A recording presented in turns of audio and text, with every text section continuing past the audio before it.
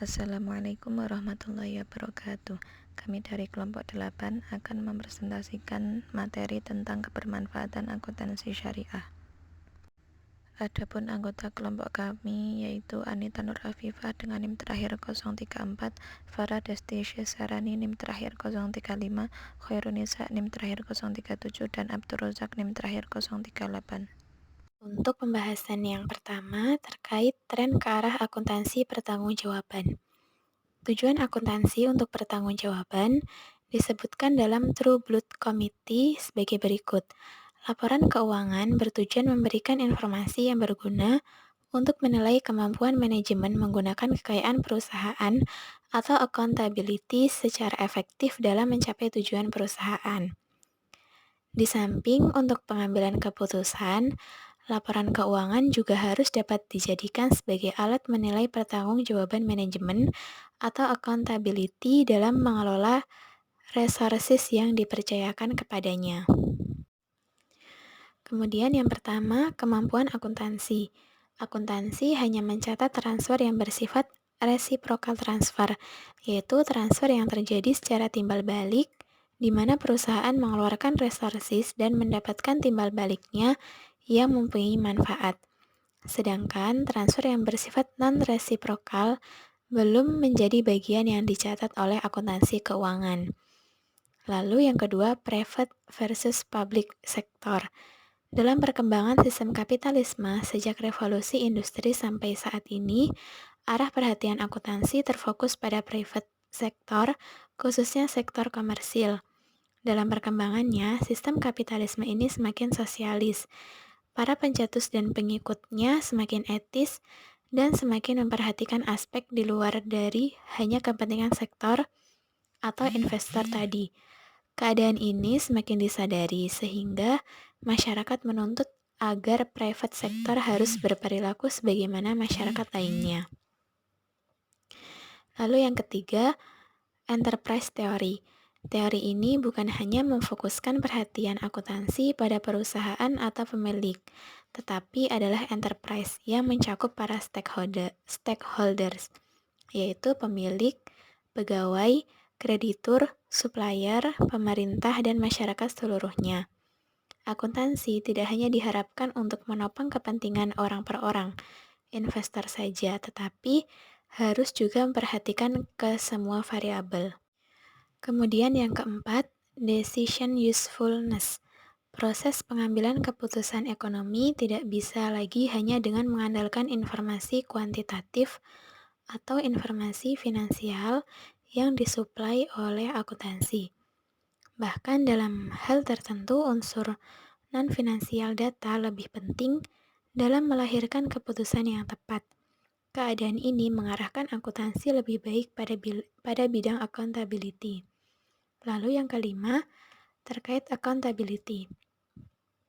Lee Parker pada tahun 1994 memberikan beberapa petunjuk peningkatan accountability sebagai berikut. Yang pertama, mengintegrasikan antara data keuangan dan non-keuangan. Yang kedua, penilaian terhadap hasil yang bersifat keuangan dan non-keuangan dengan membandingkan dengan tujuan yang ingin dicapai. Yang ketiga, memperluas ruang lingkup tanggung jawab mencakup masyarakat atau lingkungan. Yang keempat, laporan menyangkut tingkat kepatuhan perusahaan pada peraturan pemerintah dan standar akuntansi. Kemudian yang keenam, terkait akuntan yang beretika dan bertanggung jawab. Untuk menghadapi kemajuan masa depan, diperlukan akuntan yang menghormati etika, akuntan yang dapat dipercaya, akuntan yang jujur, akuntan yang bertanggung jawab, akuntan yang memperhatikan kebenaran, sistem akuntansi yang dapat menjamin kualitas, dan akuntansi yang dapat melahirkan laporan akuntansi yang benar. Oleh karena itu, akuntansi di masa depan mestinya bukan hanya berfokus pada kepentingan decision making saja, tetapi juga untuk pertanggungjawaban. Selanjutnya, akuntansi dalam masyarakat yang sedang berubah. Secara awal akuntansi Menurut Fernand Camp, dalam sejarahnya kita ketahui bahwa double entry bookkeeping muncul di Italia sekitar abad ke-13. Menurut Littleton, double entry muncul pada waktu itu disebabkan beberapa faktor-faktor tertentu dan situasi tersebut tidak lengkap disajikan pada periode sebelumnya. Littleton mengakui bahwa agar double entry muncul maka persyaratan tertentu harus dipenuhi, yaitu materi dan bahasa. Walaupun persyaratan ini belum dapat dikenal karena tidak memiliki intensitas sempurna pada peradaban kuno, namun setelah hal ini dikenal maka inilah yang menyebabkan munculnya double entry bookkeeping. Sebagian besar para akuntan dan para ekonom setuju bahwa faktor utama penyebab perkembangan akuntansi adalah akibat dari pembentukan dan pertumbuhan perusahaan dalam lingkup pasar. Yang kedua, ketelitian yang tinggi. Perkembangan sektor perusahaan dan perkembangan nilai-nilai sosial menunjukkan bahwa ada kebutuhan mereka yang terlibat dalam praktik akuntansi untuk mengubah persepsi yang menyangkut sifat dari akuntansi sebagaimana yang diungkapkan oleh Profesor Ethoven. Akuntansi harus meyakinkan bahwa produk yang dihasilkan harus terus-menerus relevan. Pendekatan ini memerlukan penjelasan 3 dimensi. Pertama, informasi yang dibutuhkan dalam mengambil keputusan. Yang kedua, pendefinisian kembali pemakai informasi. Dan yang ketiga, informasi yang berguna. Kemudian yang selanjutnya, akuntansi pertanggungjawaban sosial masyarakat. Akuntansi pertanggungjawaban sosial adalah proses yang mengatur, mengukur, dan mengungkapkan pengaruh hubungan antara perusahaan dengan lingkungan sosial. Konsep akuntansi pertanggungjawaban sosial tidak lepas dari persoalan baru, yaitu penerimaan ini mensyaratkan bahwa proses pengambilan keputusan dalam suatu organisasi harus memperhatikan aspek tanggung jawab sosial. Kemudian terdapat permasalahan operasional akibat dari perubahan sifat dari preferensi sosial. Social cost merupakan fungsi dari persepsi sosial tentang apa yang baik dan buruk tentang aktivitas perusahaan. Akibatnya, sifat tanggung jawab sosial perusahaan tidak bersifat statis, tetapi selalu bergerak sesuai perkembangan masyarakat. Kemudian, dapatkah Islam memberikan pemecahan? Perkembangan literatur akuntansi di dunia Islam berbeda jika dibandingkan dengan dunia sekuler. Yang pertama, alasan utama konsep accountability sangat tertanam dalam masyarakat. Bukti menunjukkan bahwa kaum muslimin sangat memegang teguh konsep manusia sebagai pemegang amanah, bukan pemegang kuasa penuh yang mengatur dunia. Manusia ditunjuk sebagai khalifah dan sebagai wakil Allah Subhanahu wa taala. Yang kedua, doktrin accountability tidak hanya terbatas dalam konteks spiritual. Ini juga mencakup proses yang lebih praktis dalam kemampuan analisis ilmiah dan berdasarkan perintah Allah Subhanahu wa taala dalam Quran Surat Al-Baqarah ayat 282, yang dapat disimpulkan bahwa batas kualitas yang dapat mentransformasikan doktrin pertanggungjawaban dalam sarana operasional untuk pencapaian yang disebut ridho Allah. Pembahasan selanjutnya tentang Islam dan akuntansi sosial. Masyarakat Islam. Hukum Islam atau syariat berlaku bagi setiap muslim dan membentuk aturan dasar bagi tiap lembaga keuangan Islam, sehingga teori dan prinsip akuntansi mungkin dapat dikembangkan untuk masyarakat Islam. Sedangkan selain masyarakat Islam, itu sejalan dengan isu yang menyangkut masalah penyusunan prinsip akuntansi internasional secara umum, yang kemudian memunculkan penyesuaian ide antara akuntansi sosial dan Islam. Yang kedua, model masyarakat. Terdapat 3 model. Yang pertama ada model personal model, yaitu seseorang harus setuju bahwa Tuhan membuat aturan melalui Al-Quran dan Sunnah kepada masing-masing individu, baik laki-laki maupun perempuan. Islam dan syariah ada dalam masyarakat dan juga di mana-mana dan di setiap individu. Yang kedua, kolonial model, yang mana jika pemerintah atau rajanya seorang muslim, mungkin akan dapat mendekretkan bahwa negara adalah negara Islam. Untuk negara Islam, maka mestinya para birokrat adalah Islam, sehingga para penyusun teori akuntansi juga Islam. Yang ketiga, ortodok model. Model ini lebih terkenal sejak Kristen Ortodoks, Rusia, dan Yahudi mengikutinya. Di sana rakyat menyatakan jika Anda benar-benar seorang Rusia atau seorang Yahudi, Anda akan percaya dan hanya percaya pada kepercayaan ini. Yang ketiga, teori keuangan Islami. Al-Quran mengharamkan bunga uang yang selalu dianggap sebagai riba. Pada abad permulaan dan pertengahan Masehi, gereja juga menganggap bahwa bunga adalah riba yang diharamkan. Tetapi apakah benar jika kita anggap bahwa dosa riba adalah akibat dari menganut teori the time value of money? Kebanyakan apa yang disebut Al-Quran dan Bible tentang riba tampaknya menyangkut kegiatan yang mengambil keuntungan dari kaum fakir miskin. Apabila teori time value of money hanya masalah keuntungan dan risiko, maka Islam akan menolaknya disebabkan masalah ketidakpastian di dunia ini yang juga sifat seluruh manusia, dan tidak seorang pun berhak mengecualikan dirinya dari hal itu dengan sebesar biaya apapun. Yang keempat, zakat dan akuntansi. Menurut beberapa ahli, bahwa penilaian pada modal untuk menghitung zakat harus dilakukan berdasarkan current cost accounting. Abdesalam 1982. Hal ini jelas dapat diterapkan pada penilaian persediaan untuk perusahaan dagang, di mana penilaiannya didasarkan pada harga pasar yang dijual. Yang kelima, akuntansi sosial. Akuntansi sosial ini memungkinkan bahwa biaya operasi perusahaan tidak sama dengan biaya sosial yang dikeluarkannya kepada masyarakat secara keseluruhan, karena adanya unsur-unsur externalities atau unsur-unsur eksternal yang berada di luar perusahaan. Kemudian yang keenam ada risiko. Pandangan bahwa kita mungkin dapat mencapai pembangunan ekonomi yang optimal tanpa mengikuti teori time value of money. Ini merintangi dunia muslim dari penggunaan lembaga keuangan dalam memperbesar modal. Nah, risiko dan ketidakpastian merupakan hal yang lumrah yang dihadapi setiap orang dalam berinvestasi. Kemudian yang ke-7, jaminan sosial dan zakat. Sistem jaminan sosial dan zakat merupakan kebijaksanaan sosial seperti halnya sistem asuransi yang dapat menutupi kerugian dan ketidakberuntungan lainnya. Tampaknya bahwa aspek spiritual, ekonomi, akuntansi, dan sosial dari zakat ini merupakan sistem negara yang dianut untuk melaksanakan redistribusi kekayaan. Hal ini bisa juga dilakukan melalui sistem warisan sebagaimana yang disebutkan oleh syariah dan juga disebutkan dalam konsep uhwal Islam untuk redistribusi kekayaan. Kedelapan, dinamika masyarakat. Adanya masalah seperti yang terdapat dalam akuntansi dan keuangan tampaknya dianggap sebagai akibat yang alamiah dari sifat sosial dari ilmu akuntansi. Jika masyarakat berubah, akuntansi juga harus menyesuaikan diri dengan perubahan itu. Namun, akuntansi seperti hukum melibatkan satu paket norma yang berlaku, interpretasi dan perilaku. Kemudian yang ke-9 ada transendental. Diskusi antara pragmatisme dan fundamentalisme memperkenalkan tema yang lain yang menyangkut ide dari akuntansi sosial yang dirumuskan dalam akuntansi positif. Gambling 1984. Apakah hal yang bersifat simpang siur dan budaya-budaya yang ditimbulkannya adalah benar-benar secara transendental?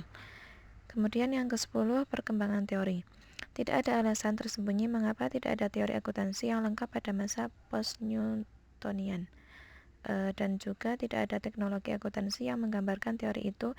Masalahnya bukan karena belum muncul.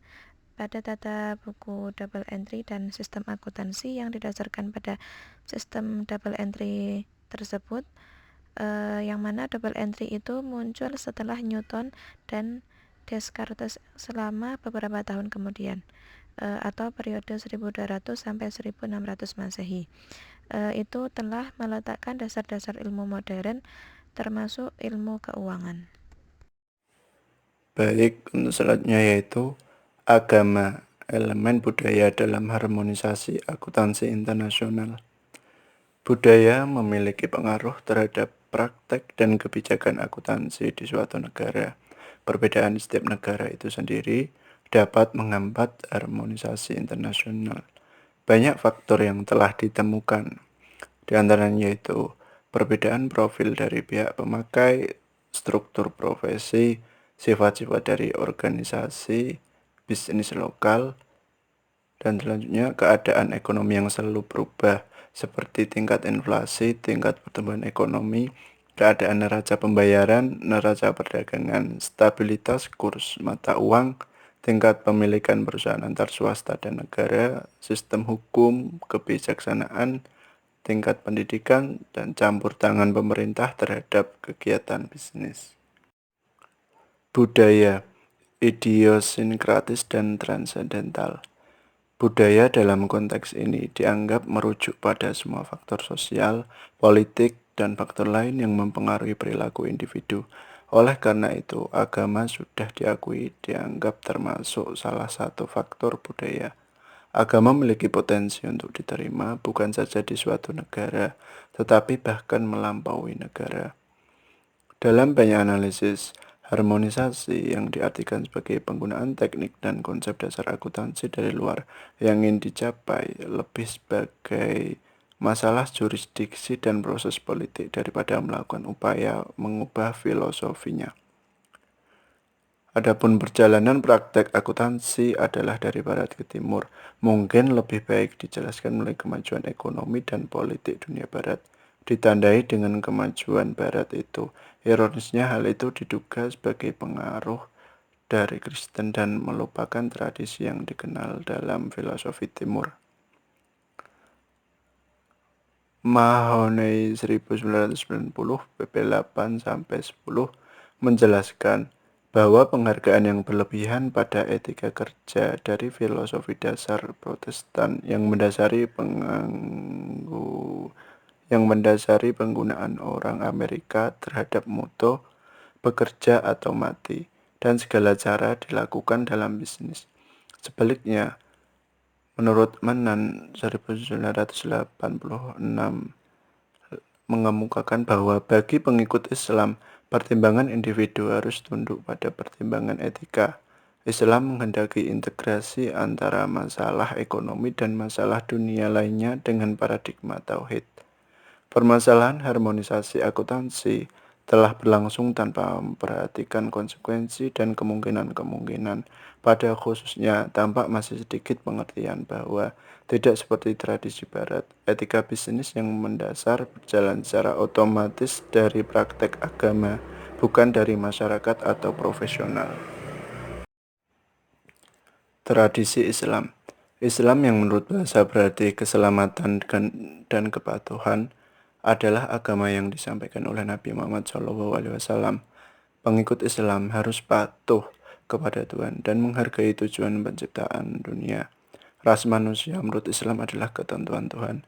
Oleh karenanya, seorang pengusaha Muslim harus mengaitkan perilaku pada keberadaannya sebagai wakil Tuhan. Selanjutnya yaitu bisnis dalam Islam. Berbeda dengan kecurigaan yang selalu melekat dalam pikiran masyarakat bisnis di barat, bisnis dan dagang dianggap memiliki tempat terhormat dalam masyarakat Islam. Quran menyatakan bahwa Tuhan berfirman, "Hai orang-orang yang beriman, biarlah di antara kamu berjalan dan berdagang dengan cara yang saling menguntungkan." Quran Surat An-Nisa ayat 33. Selain itu, Nabi Muhammad juga mengatakan penghormatan kepada pedagang dengan menyatakan, sesungguhnya pedagang yang jujur akan bersama Rasul dan orang beriman dan syuhada di hari kiamat. Dan kamu harus melaksanakan kegiatan bisnis karena 99% dari rezeki Allah ada di dalamnya. Selanjutnya yaitu bentuk klasik dari organisasi bisnis Islam. Dalam Islam, bentuk partnership atau syarikah, mudharabah dan murabahah adalah merupakan bentuk dasar dari organisasi bisnis Islam. Semuanya berbentuk ini jatuh di bawah label perusahaan barat, baik yang dalam bentuk firma atau joint venture. Selanjutnya yaitu kerjasama, keuangan, buruh, dan reputasi.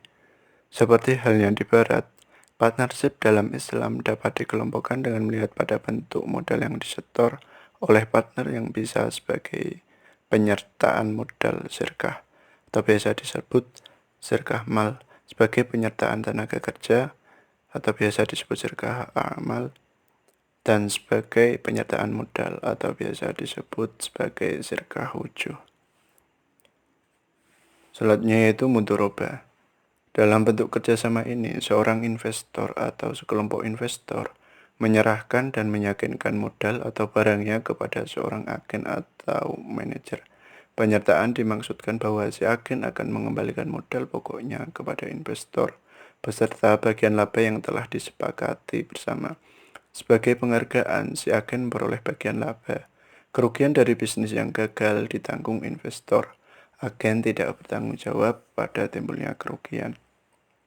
Selanjutnya yaitu murabahah. Skema ini merupakan bentuk kerjasama bisnis di mana bank atau lembaga keuangan investasi membeli barang untuk kepentingan nasabah dan menjualnya kepada nasabah tersebut dengan tingkat laba atau markup di atas pokok yang disepakati. Selanjutnya yaitu implikasi pada praktek dan teori akuntansi dan keuangan barat.